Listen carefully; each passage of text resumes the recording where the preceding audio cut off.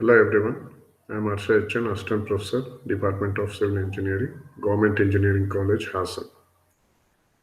So now let's discuss the Module 1, that is the continuation of Module 1, that is Session 6, which is Building Materials of the subject Building Materials and Construction, 18 CB 34. So let's continue with the tests on fine aggregates.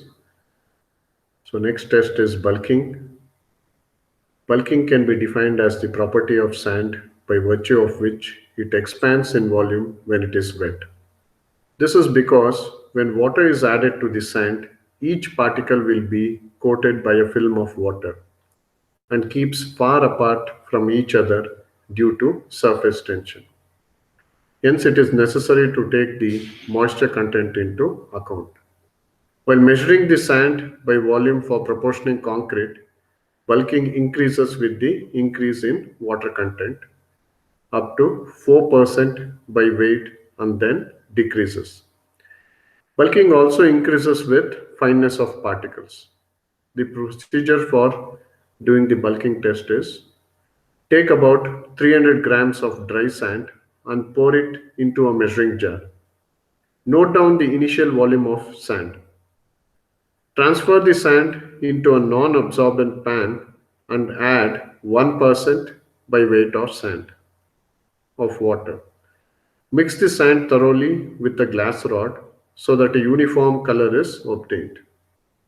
Then pour the wet sand into the measuring jar and note down the rise in volume. Again, transfer the sand into the pan and add another 1% of water by weight of sand. Mix thoroughly and pour back into the jar and note down the new volume. Repeat this process by increasing the water content at the rate of 1% up to 3, 4, 5, 6% and so on until the volume starts decreasing. Plot a graph of percentage increase in volume versus percentage of water added, and the graph will be similar to the graph that you can see in the picture. So here you can see a typical curve for fine sands, medium sand and coarse sands. Now next test is measurement of moisture content for fine aggregate. Moisture content means free water held on the surface of aggregate, which includes the absorbed water and water held in the interior portion of the aggregate. So in this we have a drying method. The drying method is carried out in a oven and the loss in weight before and after drying will be the moisture content of the aggregate. If drying is done at high temperature for long time, the loss in weight will include not only the surface water but also some absorbed water. A fairly quick result can be obtained by heating the aggregate in an open pan. And the process can be speed up by pouring inflammable liquid like acetone on the aggregate and igniting it. Next is displacement method. In the laboratory, the moisture content of aggregate can be determined by means of pycnometer. The principle made use of it is that specific gravity of normal aggregate is higher than that of water and that a given weight of wet aggregate will occupy a greater volume than the same weight of dry aggregate. By knowing the specific gravity of dry aggregate, specific gravity of wet aggregate can be calculated. From the difference between specific gravity of wet and dry aggregates, the moisture content of the aggregate can be calculated. Now coming to the next one, that is deleterious materials. Aggregates shall not contain any harmful material such as pyrites, coal, lignite, mica, shale or similar laminated material. Clay, alkali, soft fragments, seashells, and organic impurities in such quantities as to affect the strength and durability of concrete. So next, coming to the alternatives or to river sand. Sand is a vital ingredient in making two most used construction material, that is cement, concrete and mortar. Traditionally, river sand, which is formed by natural weathering of rocks over many years, is preferred as fine aggregates. The economic development fueling the growth of infrastructure and housing generates huge demand for building materials like sand. The indiscriminate mining of sand from riverbeds is posing a serious threat to environment such as erosion of riverbed and banks, triggering landslides, loss of vegetation to the on the banks of rivers, lowering the groundwater table, etc. Demand for sand is increasing day by day, and at the same time, mining threats cannot be ignored.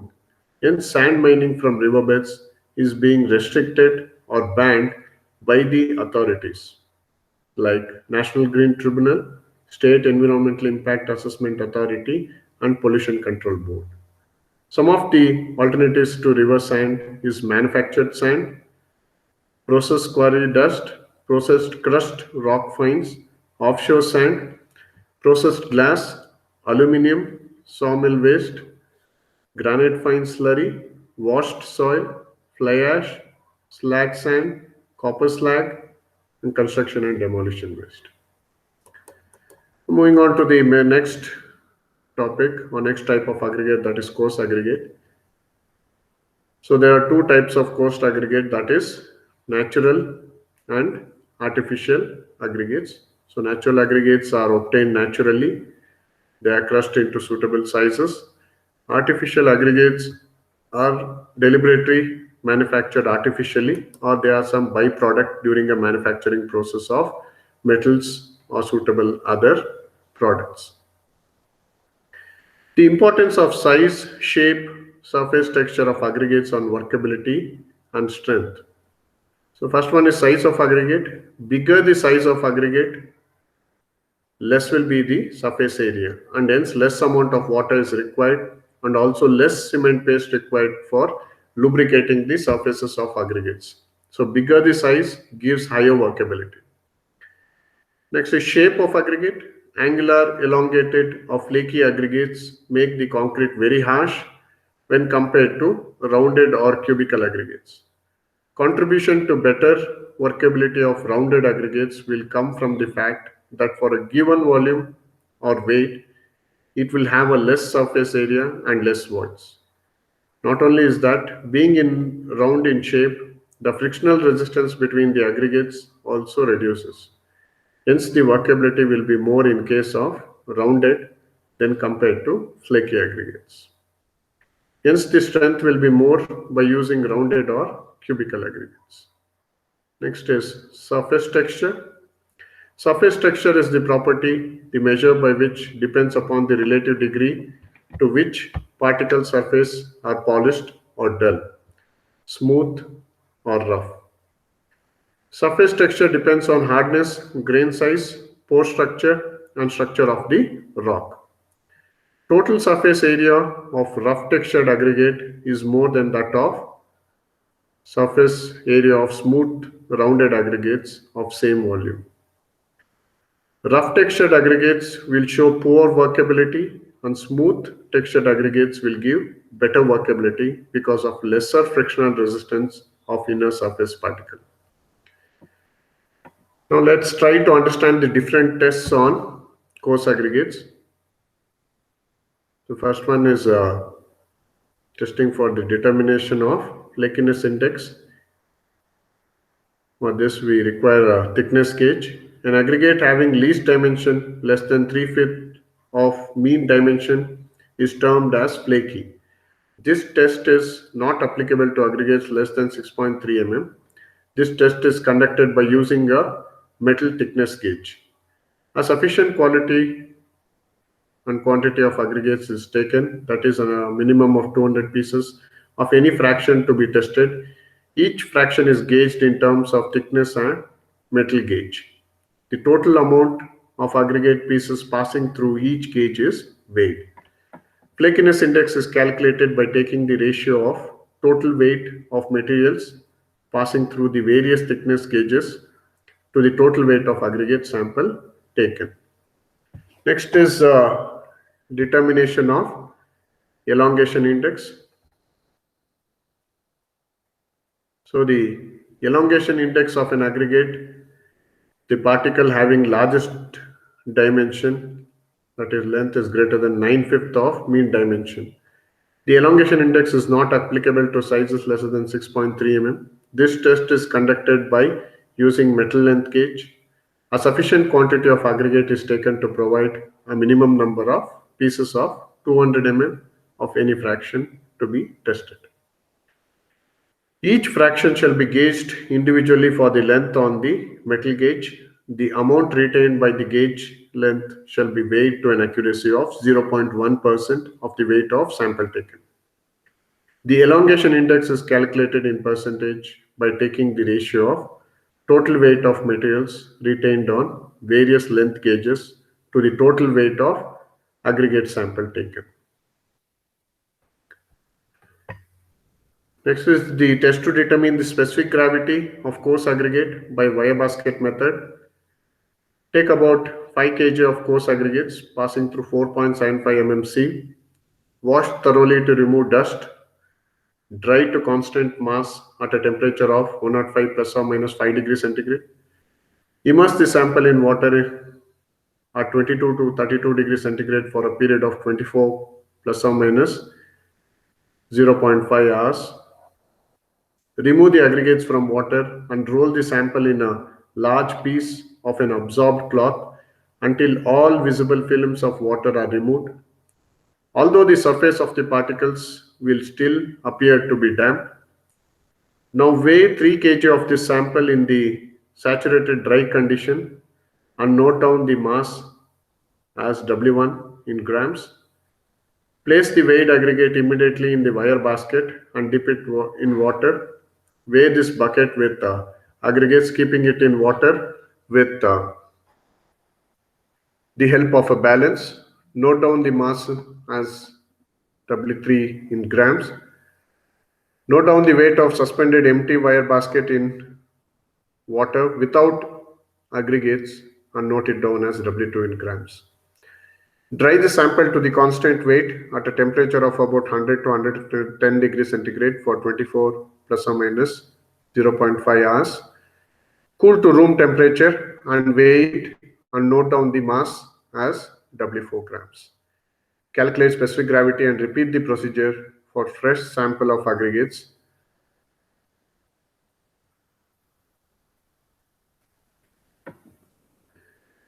So the specific gravity is given by C by B minus A. Now next is water absorption.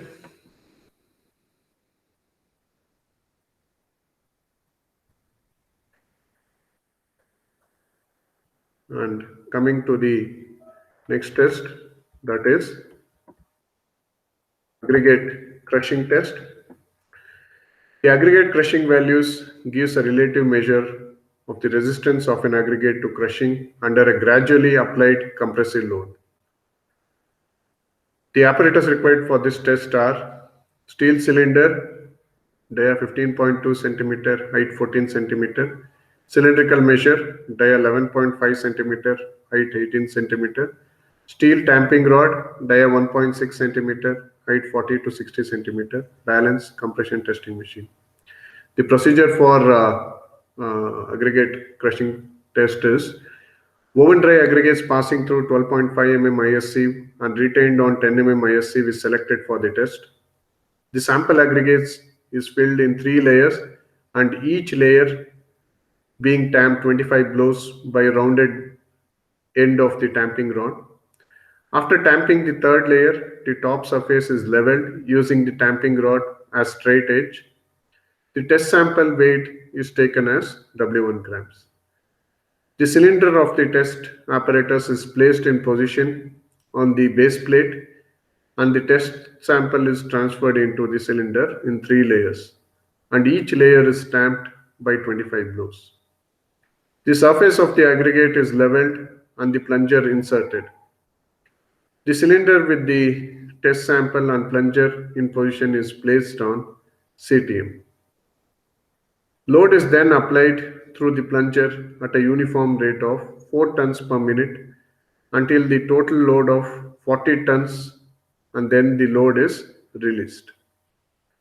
Aggregates including the crushed portion are removed from the cylinder and sieved on a 2.36 mm IS sieve, and the material which passes this sieve is collected and the weight is taken as W2 in grams.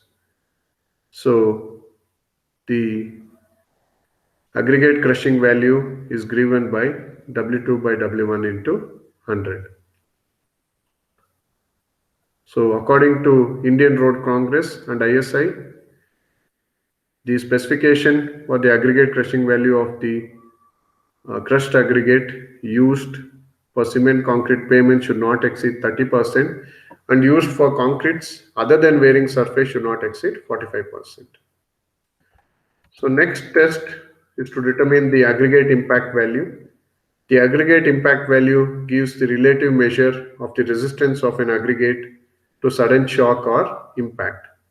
So the apparatus required are impact testing machine, as you can see in the picture, cylindrical measure, tamping rod, balance. The procedure is woven dry aggregate passing through 12.5 mm IS sieve and retained on 10 mm IS sieve are selected for the test. The cylindrical measure is filled up with aggregate sample in 3 layers, and each layer being tamped by 25 blows with rounded end of the tamping rod. After tamping the third layer, the top surface is leveled using the tamping rod as straight edge.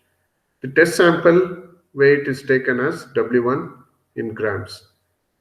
The cup of the test apparatus is placed in position on the base plate, and test sample is transferred to the cup in a single layer and being tamped 25 blows, and top surface is leveled.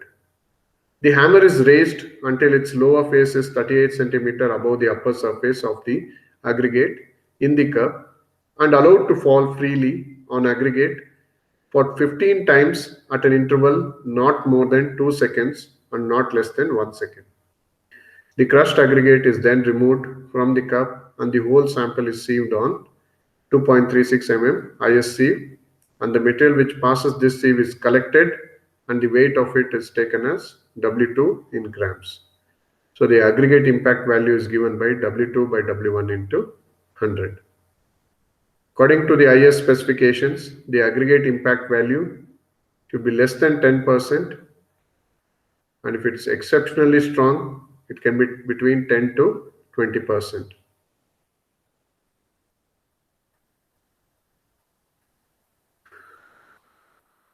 So the next test on coarse aggregate is the aggregate abrasion value.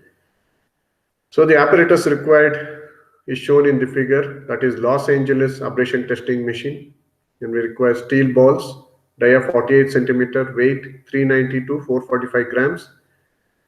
We require balance, sieves.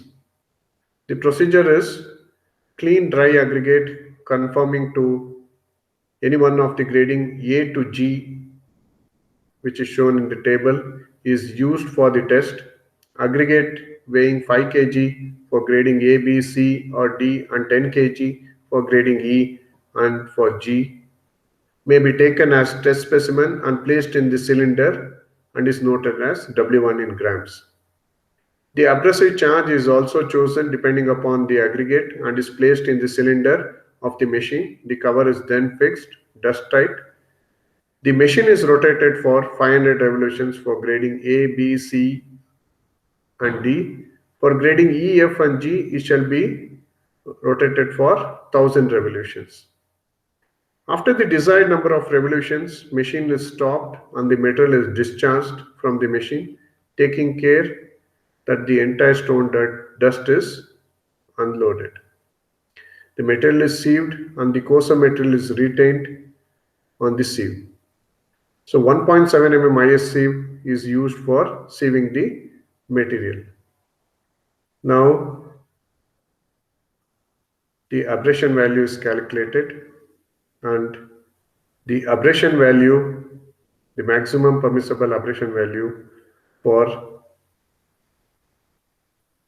WBM surface course is 60, WBM base course with bituminous surface is 50, WBM surface course is 40, cement concrete surface course it's 35, and for bituminous asphalt concrete surface course it's 30.